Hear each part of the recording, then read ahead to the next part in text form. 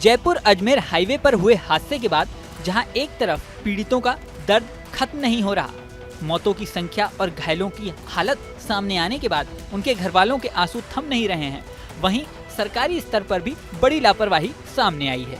Media reports के अनुसार Jaipur Ajmer road पर हादसे के बाद NHAI की भी गलती का खुलासा हुआ है।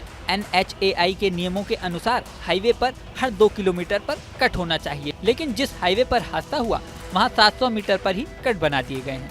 दावा तो ये भी किया जा रहा है कि जहां हादसा हुआ वहां 13 किलोमीटर के अंदर 6 तिराहे, यू टर्न और चौराहे हैं।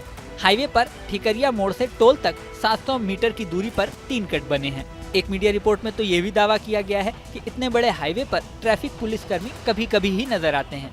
सबसे बड़ी बात तो ये सामने आई है कि जिस कट पर हादसा हुआ उसे मार्च 2023 में ही बंद हो जाना चाहिए था। दरअसल ये कट नवंबर 2020 में रिंग रोड से आने और रिंग रोड के लिए जाने के लिए बनाया गया था। इसी के साथ क्लोवर लीफ का काम भी शुरू किया गया था।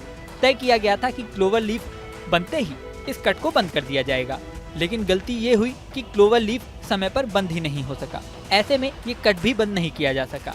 यहाँ तक कि हादसे के बाद कई स्थानीय लोगों ने ये बताया है कि उन्होंने कई बार इस कट को बंद करने की अपील भी प्रशासन से की थी। इस कट पर अक्सर छोटे मोटे हादसे होते रहते थे, जिससे स्थानीय लोग परेशान थे, लेकिन आज तक ये कट बंद नहीं किया जा सका। अब हादसे के बाद सरकारी अफसर एक दूसरे पर दोषारोपण कर रहे हैं। सवाल ये भी उठ रहा है कि जब कट बनाना ही था तो सड़क पर ऐसी जगह क्यों बनाया गया जहां सामने स्कूल था। दूसरा सवाल ये भी है कि जब कट बनाया ही था तो वहां पर साइन बोर्ड क्यों नहीं लगा था। इतने इम्पोर्टेंट कट पर ट्रैफिक लाइटें क्यों खराब हैं। सड़क पर इतना महत्वपूर्ण कट बनाने के बाद वहां पर स्पीड ब्रेकर क्यों नहीं बनाए गए। अगर इस सड़क पर दोनों तरफ स्पीड ब्रेकर होते तो शायद आज ये हादसा न होता। एक मीडिया रिपोर्ट में यह भी दावा किया गया है कि इस रोड से राजस्थान के डिप्टी CM भी आते जाते हैं। उनके घर से विधानसभा का रास्ता यहीं से होकर जाता है। वो खुद कई बार ट्रैफिक जाम में फंस चुके हैं, लेकिन इसके बाद भी इस हाईवे पर कोई सुधार नहीं हुआ।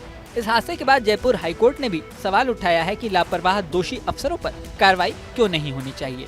इस मामले में एक SIT भी गठित कर दी गई है जो जांच करके पूरी रिपोर्ट अधिकारियों को सौंपेगी। यहाँ आपको ये भी बता दें कि हादसे में जो टैंकर फटा उसके बारे में गेल इंडिया लिमिटेड के DGM सुशांत कुमार ने बताया है कि टक्कर के समय टैंकर के 5 नोजल टूट गए थे और करीब 18 टन गैस लीक हो गई थी। जब तक गैस जलती रही सड़क पर आग की लपटें उठती रहीं। यही नहीं, हादसे का धमाका करीब 10 किलोमीटर दूर तक सुनाई दिया था। मौके से करीब 3 मिनट 23 सेकंड तक आग की लपटें उठती रहीं। आग की लपटें 200 फीट से भी ऊपर उठी। यहाँ तक कि हवा में उड़ रहे पक्षी भी इस हादसे में जल गए। मरने वालों की संख्या 14 हो चुकी है। वहीं कई शव ऐसे हैं जिन्हें पहचाना नहीं जा सका है और DNA सैंपल से इनकी जांच की जा रही है। जांच में सामने आया है कि मृतकों में रिटायर्ड IAS अफसर करणी सिंह राठौर भी थे। वो मौके के समय कार से अपने फार्म हाउस से घर जा रहे थे और हादसे की चपेट में आ गए थे। अब हादसे की जांच के बाद क्या कार्रवाई होती है ये तो समय बताएगा। इस वीडियो में फिलहाल इतना ही। बने रहें न्यूज नेशन के डिजिटल प्लेटफॉर्म पर। न्यूज नेशन अब WhatsApp पर।